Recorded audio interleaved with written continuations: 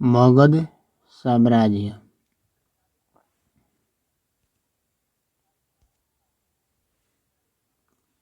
मगध साम्राज्य। मगध साम्राज्य के प्रारंभिक इतिहास का सर्वप्रथम उल्लेख महाभारत में मिलता है। इसमें मगध के शासक जरासंध का उल्लेख है, जिसे भीम ने द्विंद्व युद्ध में परास्त किया था। महाभारत में गंगा के उत्तर में विदेह राज्य और दक्षिण में मगध राज्य का उल्लेख किया गया है। मगध प्राचीन काल से ही राजनीति के उठापटक के साथ धार्मिक एवं सामाजिक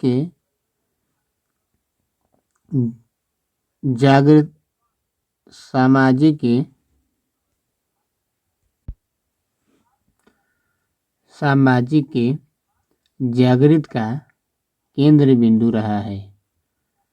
मगध बुद्ध काल में शक्तिशाली राजतंत्रों में एक था, जो आज के दक्षिणी बिहार में स्थित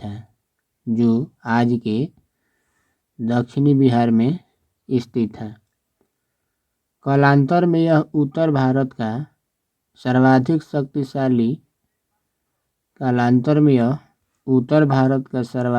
शक्तिशाली महाजनपद बन गया, जो गौरवमयी इतिहास, राजनीतिक एवं धर्म का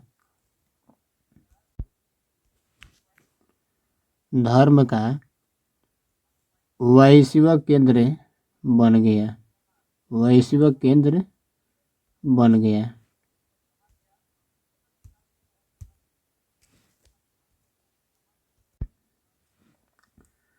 मगध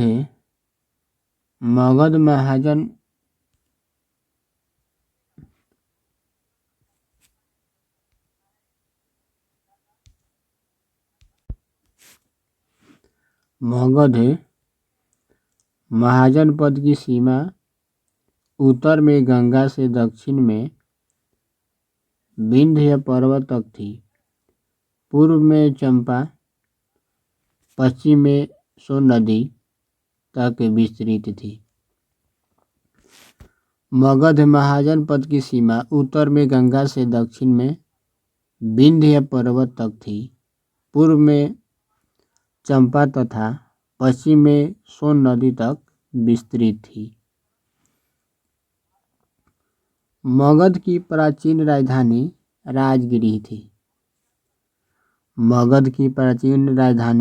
राजगिरी थी, जो 5 पहाड़ियों से घिरा नगर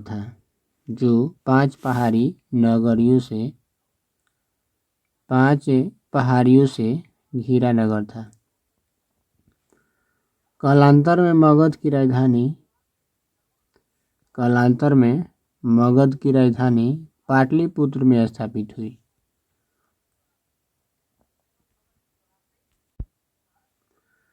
मगध ने तत्कालीन शक्तिशाली राज्य कौशल, वत्स एवं अवंती को अपने साम्राज्य में मिला लिया। एक समय मगध का विस्तार अखंड भारत के रूप में हो गया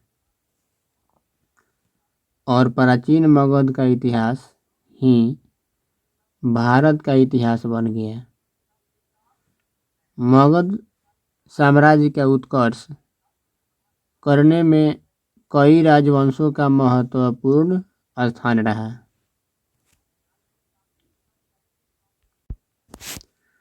प्रमुख शासक एवं राजवंश। ये है राजवंश, ये है शासक। हर्यक राजवंश के शासक कौन कौन थे? तो बिंबिसार थे, अजातशत्रु, उदयभद्र, अनिरुद्ध, गुंड या मंडक, नागदशक थे। हर्यक वंश के शासक कौन कौन थे? बिंबिसार थे, अजातशत्रु, उदयभद्र, अरिनुद्ध, मुंड या मंडक, नागदशक थे। शिशुनाग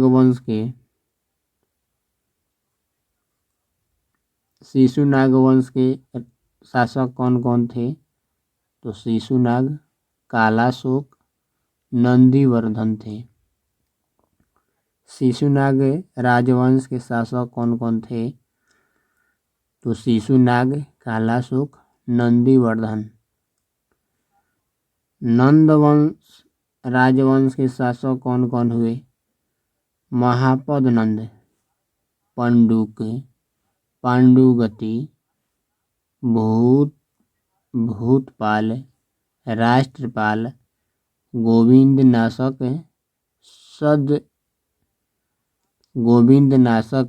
दशसिद्धक। गोविंदनाशक, दशसिद्धक, कैवर्त एवं धनानंद थे। मौर्य काल में बिहार 223 ईसा पूर्व से 85 ईसा पूर्व। मेगास्थनीज की इंडिका में वर्णित जातियां एक में है ब्राह्मण तथा दार्शनिक,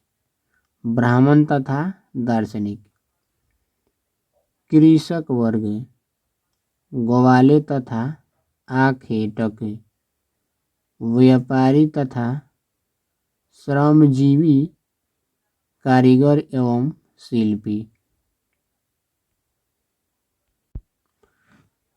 व्यापारी तथा श्रमजीवी, कारीगर एवं शिल्पी। योद्धा अथवा सैनिक, निरीक्षक अथवा गुप्तचर, मंत्री एवं परामर्शदाता, सभासद। बिंदुसार को प्राप्त उपाधि। ग्रंथ और उपाधि। यूनानी लेखों में उपाधि है अमित्रोचेटस। संस्कृत ग्रंथ में उपाधि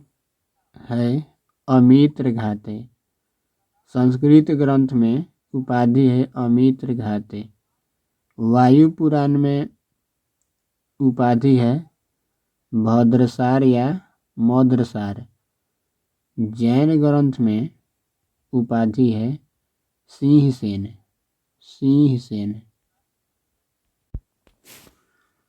कौटिल्य का सप्तसांग सिद्धांत।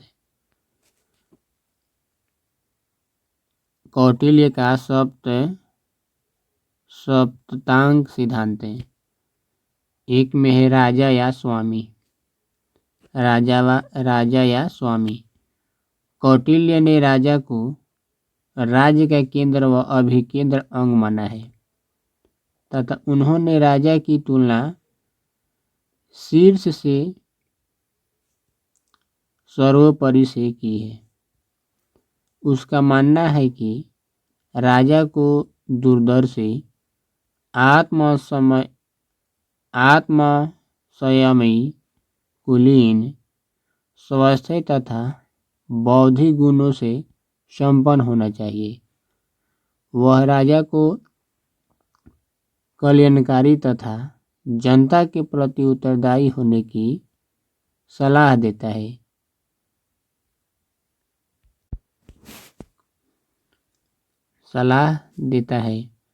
क्योंकि उसके अनुसार राजा कर्तव्यों से बंधा होता है। कौटिल्य के अनुसार राजा को सर्वोपरि होने के बावजूद भी उसे निरंकुश शक्तियां नहीं देना चाहिए। दूसरा है आत्मय या मंत्री। कौटिल्य ने आत्मय और मंत्री दोनों की तुलना आंख से की है। कौटिल्य ने आत्मेय और मंत्री दोनों की तुलना आँख से की है।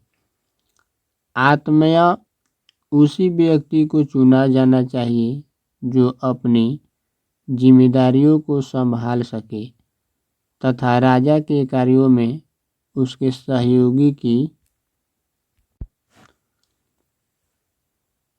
सहयोगी की भूमिका निभा सके। तीसरा है जनपद। जनपद कौटिल्य ने इसकी तुलना पैर से की है। जनपद की तुलना पैर से की है कौटिल्य ने। जनपद का अर्थ है जनयुक्त भूमि अर्थात जनसंख्या तथा भूभाग दोनों जनपद माना है।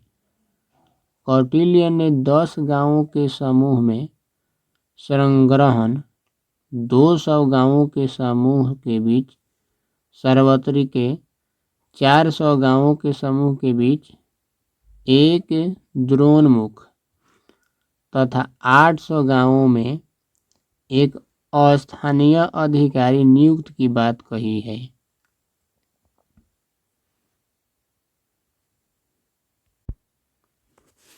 चौथा है दुर्ग। कौटिल्य ने दुर्ग की तुलना बाहों या भुजाओं से की है। कौटिल्य ने 4 प्रकार के दुर्गों की चर्चा की है। पहला है औदक दुर्ग जिसके चारों ओर पानी हो। दूसरा है पार्वत दुर्ग जिसके चारों ओर चट्टानें हो। तीसरा है धानवन दुर्ग जिसके चारों ओर ऊसर भूमि हो। चौथा है वन दुर्ग जिसके चारों ओर वन तथा जंगल हो। 5 में दिया है कोस। इसकी तुलना कौटिल्य ने मुख से की है। इसकी तुलना कोस की तुलना कौटिल्य ने मुख से की है। इन्होंने कोस राज्य का मुख्य अंग इसलिए माना है क्योंकि कोस से ही कोई राज्य वृद्धि करता है तथा शक्तिशाली बने रहने के लिए कोस के द्वारा ही अपनी सेना का भरण पोषण करता है। उसने कोस में वृद्धि का मार्ग करारोपण को बताया है जिसमें प्रजा को अनाज का 6वां भाग, व्यापार का 10वां